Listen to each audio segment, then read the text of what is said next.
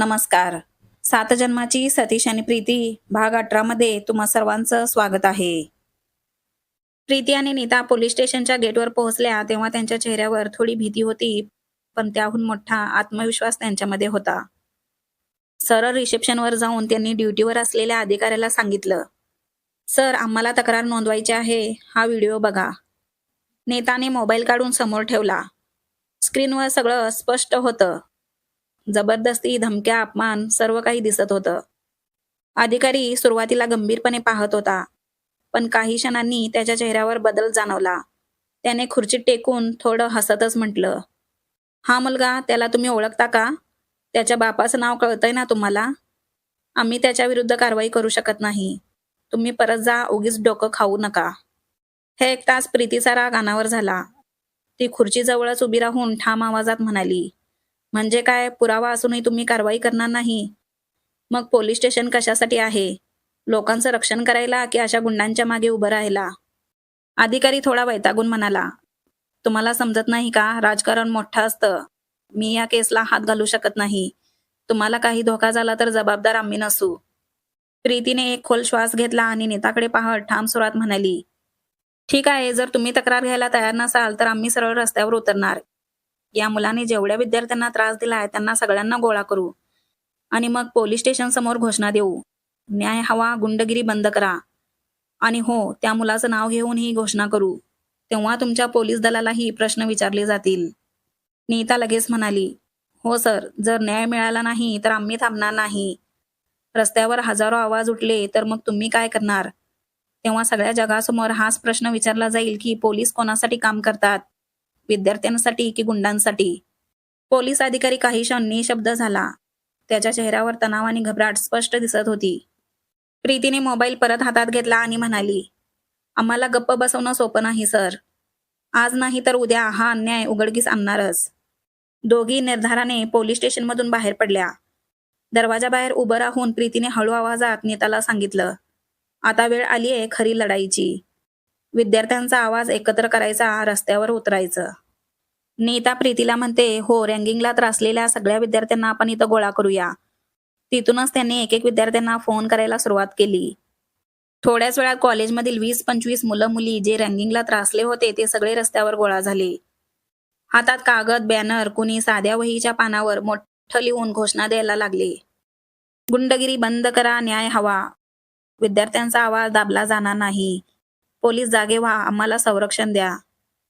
रस्त्यावरच्या त्या आवाजाने सगळीकडे खळबळ उडाली. गाड्या थांबू लागल्या, लोकांची गर्दी जमू लागली. पोलीस स्टेशन समोरच वातावरण तापलं. जो अधिकारी काही वेळापूर्वी तक्रार नाकारत होता, तोच आता आतल्या खिडकीतून बाहेर पाहत चिंतेत पडला.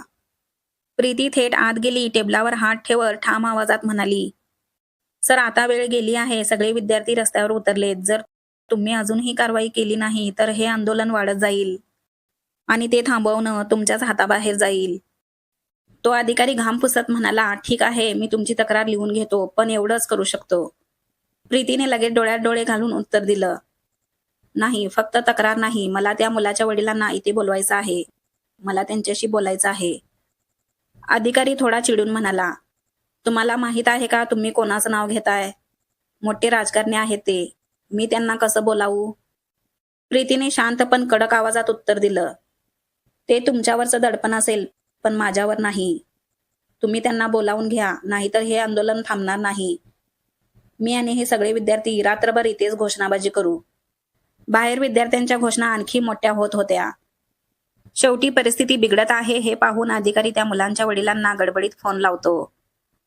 "सर, तुम्हाला पोलीस स्टेशनमध्ये यावं लागेल. हा विषय गंभीर झालाय," असं तो त्यांना म्हणाला. थोड्याच वेळात काळ्या गाडीतून पांढरे शुभ्र कपडे घातलेला तो राजकारणी पोलीस स्टेशनमध्ये आला. त्याच्या चेहऱ्यावर रौद्र पण चिंतेचा भाव होता. तो आत शिरताच प्रीती उठून उभी राहिली. "नमस्कार सर, मी थेट मुद्द्याला येते. तुमच्या मुलाने आमच्यावर, आमच्या मित्रांवर जे अत्याचार केलेत त्याचा पुरावा आमच्याकडे आहे," असं प्रीती त्यांना म्हणाली. तिने मोबाईलची स्क्रीन समोर ठेवली. व्हिडिओ चालू झाला. सगळं दृश्य राजकारण्याच्या डोळ्यासमोर होतं. त्याने एक क्षण डोळे मिटले, मग चेहरा कठोर करून म्हणाला, "हे सगळं खरं असेल तर मी बघतो, पण तुम्हाला कळतंय का तुम्ही काय बोलताय?" प्रीतीने डोळ्यात डोळे घालत ठामपणे उत्तर दिलं, "हो, मला पूर्ण कळतंय. जर तुम्ही तुमच्या मुलाला आत्ता थांबवलं नाही, जर तुम्ही त्याला ताकद देणं बंद केलं नाही, तर हा व्हिडिओ आम्ही थेट तुमच्या मतदारसंघात दाखवू. निवडणुकीच्या आधी लोकांना दाखवू की त्यांचा नेता विद्यार्थ्यांच्या भवितव्याशी कसा खेळतो. मग त्याचा तुमच्या मतदानावर काय परिणाम होईल ते तुम्हीच ठरवा. त्या शब्दांनी खोलीत एकदम शांतता पसरली. राजकारणी काही क्षण निशब्द झाला. त्याला जाणवलं, या मुलगीने जर खरंच आंदोलन उभं केलं तर ही बातमी थेट मीडियापर्यंत जाईल आणि पुढच्या निवडणुकीत त्याचा परिणाम होईल. शेवटी त्याने मानेने होकार देत थोड्या हळू आवाजात म्हणाला, ठीक आहे, मी गॅरंटी देतो असं पुन्हा कधीच होणार नाही. माझा मुलगा पुन्हा तुमच्यासमोर येणार नाही. मी त्याला स्वतः समजावतो. पोलीस स्टेशनमध्ये तो राजकारणी शांत बसला होता. चेहऱ्यावर घामाचे थेंब, डोळ्यात काळजी दिसत होती. त्याने नुकतंच प्रीतीला वचन दिलं होतं असं पुन्हा कधीच होणार नाही. पण प्रीती अजून थांबली नव्हती. प्रीती त्यांना म्हणाली, सर, फक्त वचन देणं पुरेसं नाही. ज्यांनी यातना भोगल्या त्यांच्यासमोर न्याय व्हायला हवा. तुमच्या मुलग्याला इथं बोलावून घ्या. तुमच्या मुलग्याने इथे येऊन सर्व विद्यार्थ्यांची माफी मागावी लागेल. पुन्हा असं काही करणार नाही आणि परत विद्यार्थ्यांना त्रास देणार नाही असं त्याने स्वतः सांगितलं पाहिजे. हे ऐकून राजकारणी थोडा थबकला. तू काय म्हणत आहेस हे तुला कळतंय काय? माझ्या मुलाला इथं बोलावून सगळ्यांची माफी मागायला लावणार आहेस? तुला कल्पना आहे का हे किती मोठं आहे? प्रीतीचा आवाज आणखी ठाम झाला. मोठं असो वा छोटं, अन्याय केलाय त्याने, अपमान केला आहे, धमक्या दिल्यात. आता त्याने मान खाली घालून सॉरी म्हणणं गरजेचं आहे. नाहीतर सरळ बाहेर जमलेल्या विद्यार्थ्यांना मी हा व्हिडिओ दाखवीन. मग आंदोलन कॉलेजपुरतं थांबणार नाही तर तुमच्या मतदारसंघापर्यंत पोहोचेल आणि तेव्हा तुमचं नाव बदनाम होईल, असं प्रीती त्यांना म्हणाली. राजकारणीचा चेहरा कठोर झाला. पण काही क्षणात त्याने डोकं खाली घातलं. त्याला जाणवलं, आपल्या मुलग्याला इथे बोलावल्याशिवाय पर्याय नाही. म्हणून त्याने लगेच आपल्या मुलाला फोन केला आणि पोलीस स्टेशनमध्ये येण्यास सांगितलं. थोड्याच वेळात त्या राजकारणाचा मुलगा पोलीस स्टेशनमध्ये आला. अजूनही त्याचं डोकं उंच आणि चेहऱ्यावर राग होता. पण वडिलांचा कडक नजरेचा कटाक्ष पाहताच त्याचा अहंकार ढासळला. राजकारणीने आवाज कठोर करत आपल्या मुलाला सांगितलं, ज्या विद्यार्थ्यांवर तू अन्याय केला आहेस त्यांच्यासमोर उभं राहा आणि लगेच माफी माग. तू जी चूक केली आहेस ती सुधार. तो मुलगा थोडा थरथरत पुढे आला. बाहेर असलेले सगळे विद्यार्थी आत आले होते. सगळ्यांच्या चेहऱ्यावर राग, वेदना आणि अपेक्षा दिसत होती. मुलाने जबरदस्तीने दात ओठ खाऊन पण मान खाली घालत म्हटलं, माफ करा, मी जे काही केलं ते चुकीचं होतं. पुन्हा असं कधी करणार नाही. त्याचा आवाज मंद होता पण खोलीत उपस्थित प्रत्येक विद्यार्थ्यांना तो ऐकू आला. प्रीतीने त्याच्याकडे नजर रोखून म्हटलं, फक्त माफ कर असं म्हणणं पुरेसं नाही. तुला खरा पश्चाताप झाला पाहिजे. लक्षात ठेव, तुझ्या एका चुकीमुळे कित्येक जणांच्या आयुष्यावर परिणाम होऊ शकतो. ही शेवटची संधी आहे तुला. विद्यार्थी एकमेकांकडे पाहत होते. त्यांच्या चेहऱ्यावर आता भीती नव्हती तर विजयाची झलक होती. नेता हसत प्रीतीला म्हणाली, हे बघ, न्याय मिळतो यापेक्षा मोठा आनंद काय? तो मुलगा गप्प राहिला. त्याचे वडील मात्र प्रीतीकडे पाहून गंभीरपणे म्हणाले, तू जिंकलीस, मी मान्य करतो. तुझ्यासारख्या विद्यार्थिनींमुळे समाज अजून जिवंत आहे. पुढं असं काही होणार नाही. प्रीतीने त्यांना उत्तर दिलं, लक्षात ठेवा सर, आम्ही विद्यार्थी आहोत. पण आम्ही आवाज उठवला तर कुठलाही गुन्हेगार मोठा नसतो. बाहेर जमलेले विद्यार्थी आता घोषणाबाजी करत नव्हते. त्यांचे चेहरे उजळले होते. कारण आज त्यांनी अन्यायाला हरताना आणि सत्याला जिंकताना प्रत्यक्ष पाहिलं होतं. पोलीस स्टेशनमधल्या सगळ्या प्रकरणाची बातमी बघता बघता कॉलेजभर वाऱ्यासारखी पसरली. कॉरिडॉरमध्ये, कॅन्टीनमध्ये, अगदी लायब्ररीच्या पायऱ्यांवरही फक्त एकच चर्चा सुरू होती. अगं, प्रीतीने त्या पॉलिटिशियनच्या मुलाला माफी मागायला लावली. वा, एवढं धाडस कुणी करू शकतं? विद्यार्थ्यांच्या डोळ्यात प्रीतीबद्दल कौतुक आणि आदर दिसू लागला. ही बातमी शेवटी सतीच्या कानावरही आली. त्याला ऐकता क्षणी काही क्षण विश्वासच बसला नाही. खरंच प्रीतीने एवढं मोठं पाऊल उचललं? तो चकित झाला पण लगेच त्याच्या चेहऱ्यावर एक खराखुरा आनंद झळकला. त्याच्या मनात अभिमानाची लहर उमटली. तो मनाशीच म्हणाला, प्रीती खरंच डेअरिंगबाज आहे, वाघीणच आहे ती. एवढं धाडस करायची ताकद फार कमी लोकांमध्ये असते. सतीच्या मनातल्या सगळ्या शंका, राग, काळजी ज्या त्याने तिला आधी सांगितल्या होत्या त्या एका क्षणात नाहीशा झाल्या. त्याला जाणवलं की प्रीती फक्त अभ्यासात हुशार नाही तर आयुष्यातल्या खऱ्या लढाईतही उभी राहू शकते. आणि हे पाहून तो तिच्यावर आणखी भारावून गेला. पोलीस स्टेशनमधलं प्रकरण आवरून प्रीती कॉलेजमध्ये आली. कॉरिडॉरमध्ये पाऊल ठेवता सगळेजण तिचं कौतुक करू लागले. सतीशला तिचं येणं लांबूनच दिसलं. त्याच्या चेहऱ्यावर नकळत एक हसू उमटलं.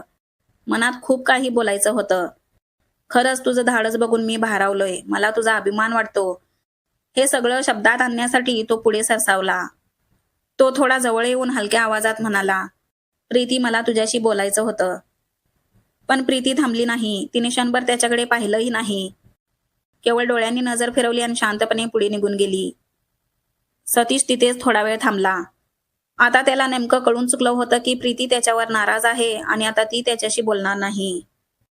प्रीती क्लासरूममध्ये आल्यानंतर केतकी म्हणाली, सोनाली सगळेजण कौतुक करत असतात.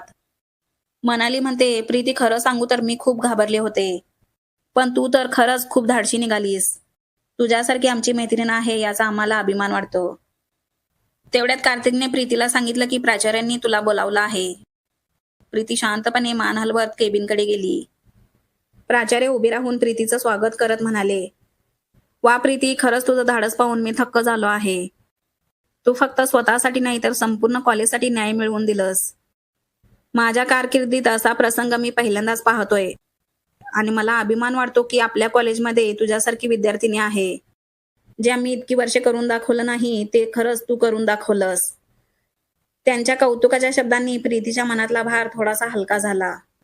प्रीतीने प्राचार्यांना सांगितलं, सर तुम्ही माझं कौतुक केलं याबद्दल मी तुमचे आभारी आहे. पण एक गोष्ट लक्षात ठेवा सर, त्या राजकारण्याने दिलेल्या देणगीपेक्षा आपल्या कॉलेजमधील विद्यार्थ्यांचं भविष्य फार मोठं आहे. म्हणून इथून पुढे विद्यार्थ्यांच्या भविष्यासाठी लढा. त्यांच्यावर असा अन्याय होऊ देऊ नका. प्रीतीच्या या बोलण्यावर प्राचार्य शांत बसले कारण त्यांना त्यांची चूक कळली होती. तुम्हाला पण प्रीतीचा अभिमान वाटला का? खऱ्या आयुष्यातही आपणही असंच वागलं पाहिजे. अन्यायाविरुद्ध लढलोच पाहिजे. मग समोर कोणतीही व्यक्ती असो. असं तुम्हाला पण वाटत असेल तर मला कॉमेंट करून सांगा. आणि या भागासाठी एक लाईक आणि चॅनलला सबस्क्राईब करा.